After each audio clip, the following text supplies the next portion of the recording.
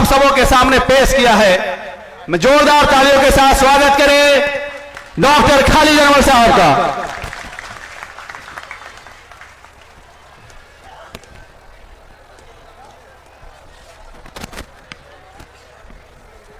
अस्सलाम वालेकुम, आदाब, नमस्कार। सबसे कम ताली मेरे लिए बजाइए आपने, जबकि मैं आप ही लोगों का हूं।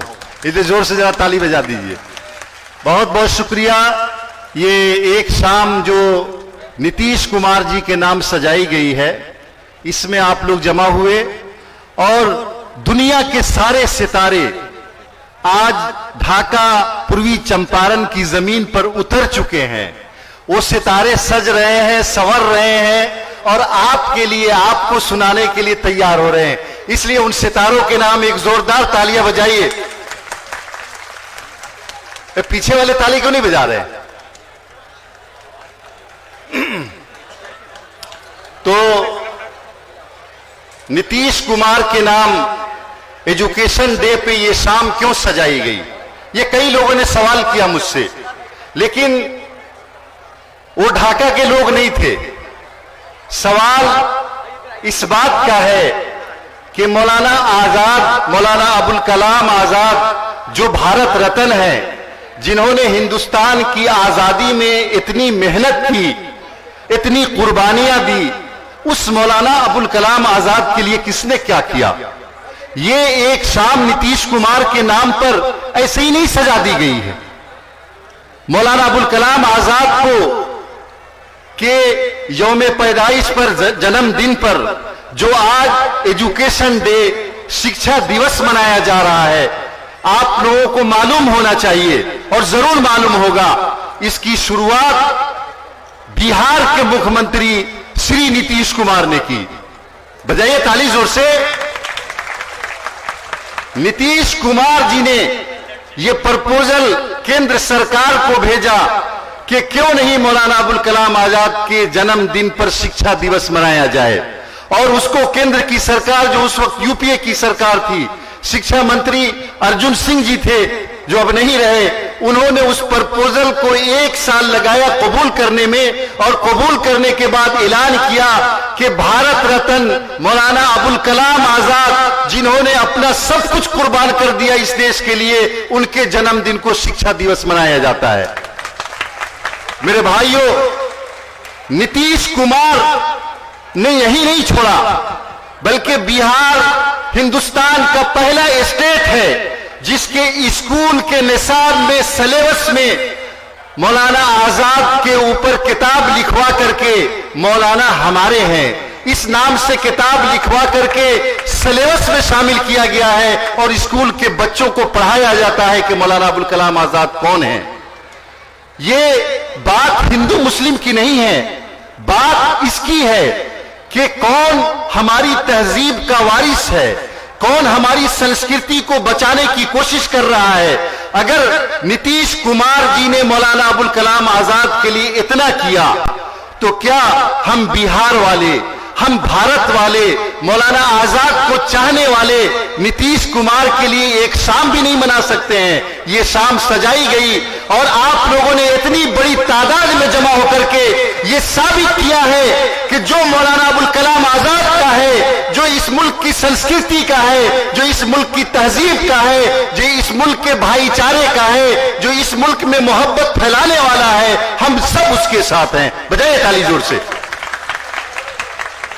इसीलिए ये शाम सजाई गई है और मैं शुक्रगुजार हूं पूर्व केंद्रीय मंत्री, जनता दल यूनाइटेड के संसदीय बोर्ड के राष्ट्रीय अध्यक्ष जनाब उपेंद्र कुशवाहा जी का, जिन्होंने अपनी जिंदगी में कभी फिरका परस्ती को जगह नहीं दी, जिन्होंने मजलूमों की आवाज सुनी, जहां जरूरत पड़ी खड़े हुए, जमीन पर गरीबों की, मजलूमों की, अकलियतों की, दलितों की और शोषितों की लड़ाई लड़ते रहे।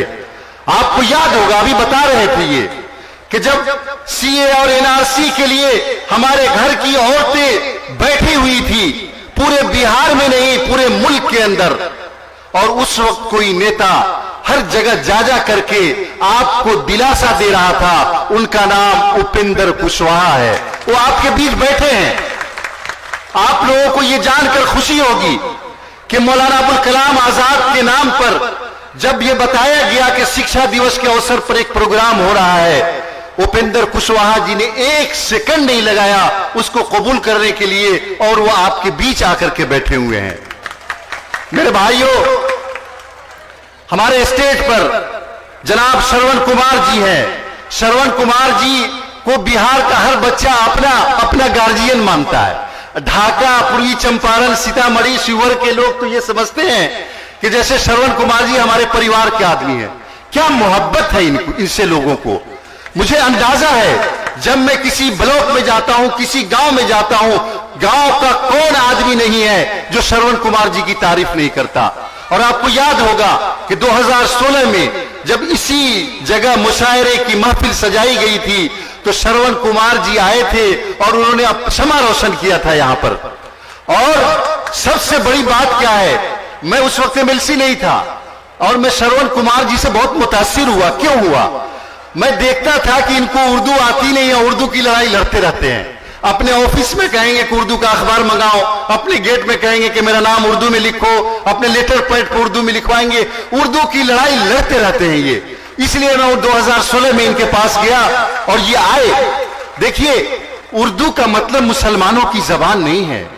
उर्दू ये हिंदुस्तान में पैदा हुई है, ये हमारी तहजीब की अलामत है, हमारी संस्कृति की अलामत है। पंडित चकबस्त नारायण कौन थे? यानी आप एक लंबी फहरिस्त है कि जिसमें उर्दू सबकी जबान हमेशा मानी गई है और इसकी लड़ाई लड़ते आज वो आपके बीच आए हैं। और आपको ये सुन के हैरत होगी कि वो इस प्रोग्राम के लिए कल ही आ गए थे मोतिहारी। कितनी मोहब्बत है पूर्वी चंपारण वालों से। बजाइए ताली श्रवण कुमार जी के लिए जोर से। उनको लगे कि आप लोग वाकई मोहब्बत करते हैं। हमारे बीच केसरिया की विधायक शालिनी मिश्रा जी हैं और बहुत अच्छी आवाज, बहुत ही शालीन भाषा और बहुत अच्छी और बहुत ही बड़े बाप की बेटी। ऐसे बाप की बेटी जिन्होंने हिंदुस्तान की संस्कृति के लिए, गंगा जमनी तहजीब के लिए अपना सब कुछ लुटा दिया। नीतीश कुमार जी इतने मुतासिर हैं उनसे कि उन्होंने इनको बुला करके कहा कि आप आइए और समाजवाद के इस काफिले में शामिल हो जाइए। और माशाअल्लाह वो शामिल हैं। बजाइए ताली। हमारे बीच श्री रामेश्वर महतो जी हैं, विधान पार्षद हैं। और आप यकीन नहीं कर सकते कि वो अकलियतों की बात, अकलियतों की लड़ाई कैसे कैसे लड़ते रहते हैं। इनको मैंने दावत दी और ये तशरीफ लाए। सीतामढ़ी जिला के रहने वाले हैं, सीतामढ़ी के बहुत सारे लोग हैं, अभी मिले हैं यहाँ पे। बड़ी तादाद सीतामढ़ी के लोगों की है, चंपारण में भी और पश्चिमी चंपारण, शिवहर, मुजफ्फरपुर में इनके चाहने वालों की बड़ी तादाद है। तो एक बार इनके लिए ताली बजाएं तो ये खुश हो जाएंगे कि मेरा आना सफल हुआ। बजाइए, जोर से बजाइए ताली। बहुत शुक्रिया। इरशादुल्लाह साहब, चेयरमैन सुन्नी वक्फ बोर्ड। मुसलमानों में तालीम कैसे आम हो, मुसलमानों के लिए कैसे माइनॉरिटीज इंस्टीट्यूशन बनाया जाए, इन सब के लिए वो काम कर रहे हैं। तो मैं इन सब लोगों का मैं शुक्रगुजार हूं। स्टेज पर बैठे हुए सभी लोगों का, मेजर इकबाल हैदर खान, अब्दुल बाकी साहब और राम पुकार सिन्हा जी, निहाल अख्तर साहब, भुवन पटेल जी, सुभाष कुशवाहा जी, धीरज कुशवाहा जी, यानी स्टेज पर जितने लोग बैठे हैं, नवनीत झा जी, हामिद रजा साहब, नूर आलम खान साहब और सभी लोगों का मैं एक एक करके शुक्रिया अदा करूंगा।